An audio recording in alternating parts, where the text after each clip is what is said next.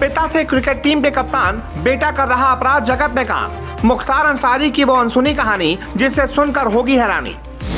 80 के दशक में पूर्वांचल का डॉन कैसे बना मुख्तार, जब साधु सिंह ने रिवॉल्वर थमाई, मुख्तार से पहली हत्या करवाई। दादा रह चुके हैं कांग्रेस अध्यक्ष, तो नाना ने देश के लिए दे दी थी जान। फिर आखिर क्या हुआ कि मुख्तार ने अपराध की जगत में बनाई पहचान। जेल का सरकारी फोन भी हो गया था मुख्तार के नाम, सरेआम उसने एक जेलर की ले ली थी जान। मुख्तार ने किया ऐसा काम, अतीक से भी ज्यादा बड़ा था नाम। वो एक विवाद जिसने मुख्तार को डॉन बनाया, पिता का बदला लेने के लिए दुश्मन को टपकाया। जो मुख्तार जेल में बनवाता था तालाब, योगी ने उसकी कर दी हवा खराब। जी, जिस मुख्तार को आज जेल में देख रहे हैं, एक वक्त में उसका पूर्वांचल में राज चलता था। वो चाहता था, कर देता था। मुख्तार के किस्से बड़े दिलचस्प हैं। आज हम आपको मुख्तार अंसारी के जीवन की वो कहानी बताएंगे जिसे सुनकर आप कहेंगे कि ऐसे परिवार का लड़का अपराधी कैसे बन सकता है। सबसे बड़ा सवाल यह है कि मुख्तार अंसारी पूर्वांचल का डॉन कैसे बन गया। इसके पीछे भी एक दिलचस्प कहानी है। बताया जाता है कि 80 के दशक में मुख्तार अंसारी साधु सिंह के चक्कर में आकर अपराध की दुनिया में कदम रखता है और अपराध करने लग जाता है। हैरान कर देने वाली बात यह है कि उसके पिता को क्रिकेट का बहुत शौक था और वो दिल्ली की सेंट स्टीफेंस कॉलेज की क्रिकेट टीम के कप्तान भी रहे थे। यही नहीं, मुख्तार को भी क्रिकेट का बड़ा शौक रहा है। मुख्तार अंसारी के दादा मुख्तार अहमद अंसारी महात्मा गांधी के करीबी और कांग्रेस के अध्यक्ष रह चुके हैं। उसके नाना ब्रिगेडियर उस्मान सेना में रहे और साल 1947 की लड़ाई में शहीद हो गए और उनकी शहादत के लिए उन्हें महावीर चक्र से नवाजा भी गया। पिता सुहानुल्लाह अंसारी स्थानीय राजनीति में सक्रिय रहे। वहीं देश के पूर्व उपराष्ट्रपति हामिद अंसारी एक रिश्ते में मुख्तार के चाचा लगते हैं। ऐसे परिवार से होने के बावजूद मुख्तार की कहानी में अपराध नाम कैसे जुड़ गया, ये भी सुन लीजिए। दरअसल 80 के दशक में मुख्तार अंसारी कॉलेज में पढ़ाई करने के साथ साथ इलाके में दबंगई करना शुरू कर देता है। इसी दौरान में उसके पिता मोहम्मदाबाद से नंगर पंचायत के चेयरमैन भी थे।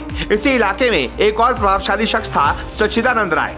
किन्हीं वजहों से मुख्तार के पिता और सच्चिदानंद के बीच विवाद हो जाता है। पिता के अपमान का बदला लेने के लिए मुख्तार सच्चिदानंद की हत्या करने की ठान लेता है। इसके बाद वो साधु सिंह से मदद मांगता है। साधु सिंह उस वक्त अपराध जगत में बड़ा नाम होता है। मुख्तार की मदद के लिए साधु सिंह हाथ बढ़ा देता है। साधु सिंह की मदद से मुख्तार सच्चिदानंद की हत्या कर देता है।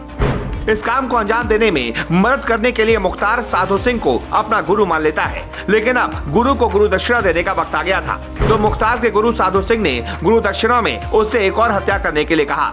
साधु सिंह के एहसान तले दबा मुख्तार इससे इनकार नहीं कर पाया और रणजीत सिंह नाम के शख्स की गोली मारकर उसी के घर में हत्या कर दी। इसके बाद से मुख्तार और उसके गुरु साधु सिंह का सिक्का गाजीपुर से लेकर वाराणसी तक चलने लगता है और इसी तरह से एक पढ़े लिखे परिवार का मुख्तार अंसारी आगे चलकर पूर्वांचल का डॉन बन जाता है। उसके बाद साल 2005 में मऊ में दंगों में मुख्तार का नाम खूब चर्चा में आता है। ये वो दौर था जब मुख्तार मऊ की सड़कों पर खुली जीप में हथियार लहराते और मूंछों पर ताव देते हुए घूमता था। न प्रशासन का खौफ, न कानून की चिंता। ये उस दौर में मुख्तार का जलवा होता था। प्रदेश में खौफ का पर्याय बनी ये तस्वीर खिंचवाने के कुछ ही महीनों बाद मुख्तार अंसारी जेल चला गया, लेकिन उसका अपराध कम नहीं हुआ। यही वो दौर था जब मुख्तार ने योगी से पंगा लिया और उनके काफिले पर हमला करवा दिया। साल 2017 के विधानसभा चुनाव में मोदी ने मन से कहा, यूपी में कोई बाहुबली जेल जाता है तो मुस्कुराता हुआ जाता है। ऐसा क्यों है भाई? ऐसा इसलिए है क्योंकि यहाँ की जेल अपराधियों के लिए महल में बदल गई है। सारे सुख वैभव उन्हें वहीं मिलते हैं। और ये बात उस वक्त सच भी थी क्योंकि 90 के दशक में मुख्तार को जेल जाना पड़ा था और उसका नया ठिकाना बनी गाजीपुर जेल की सलाखें। बताया जाता है कि जेल की सलाखों के पीछे से जो रसूख मुख्तार ने जो जिया है, उसके आगे अतीक का जलवा भी फीका रहा है। गाजीपुर जेल में 90 के दौर में तैनात रहे एक अधिकारी बताते हैं कि उस समय मोबाइल फोन का चलन शुरू नहीं हुआ था। बात करने का जरिया लैंडलाइन फोन हुआ करता था। मुख्तार के गाजीपुर जेल पहुंचने के बाद वहां के फोन के बिल का ग्राफ ही मुख्तार के अपराध की तरह बढ़ने लगा। बाद में पता चला कि ये बिल जेल अधिकारियों के चलते नहीं बढ़ा था, बल्कि जेल का ये फोन मुख्तार के निजी संपर्क के जरिए में बदल गया था। इस टेलीफोन से वो अपना अपराध का साम्राज्य चला रहा था और उसे रोकने का दम किसी में नहीं था। 1996 में मऊ सदर सीट से पहली बार विधायक बना मुख्तार अंसारी जेल से बाहर आता जाता रहा। 25 अक्टूबर 2005 को वो अपनी जमानत रद्द कराकर जेल चला गया।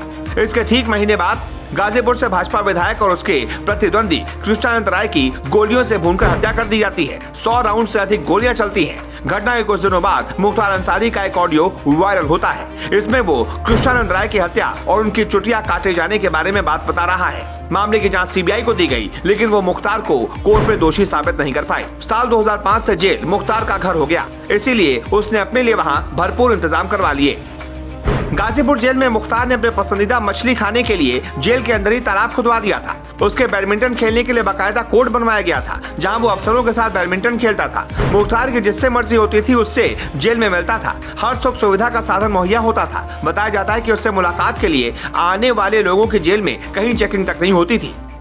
जो उस दौर में मुख्तार से टकराया वो टपका दिया जाता था। लखनऊ जेल में तैनात रहे जेल अधीक्षक को राजभवन के सामने गोलियों से भून दिया जाता है।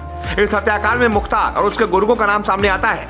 आरोप है कि उनकी सख्ती से मुख्तार नाराज था। हालांकि इस मामले में पुलिस कुछ खास साबित नहीं कर पाई।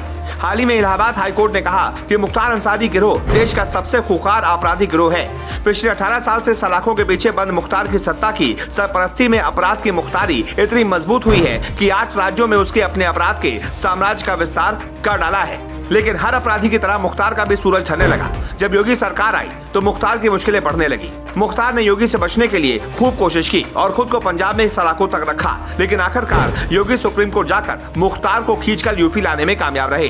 बाहुबली मुख्तार अंसारी पर नकेल कसी गई और उसे 15 साल पुराने मामले में दोषी करार देते हुए MP MLA कोर्ट ने जेल की सलाखों के पीछे भेज दिया। उसको 10 साल की सजा और 5 लाख जुर्माना देना पड़ा, जबकि उसके भाई अफजार अंसारी को 4 साल की सजा और 1 लाख रुपए के जुर्माने की सजा सुनाई गई। तो आपका मुख्तार की इस कहानी पर क्या कहना है? कमेंट करके अपनी राय जरूर दें।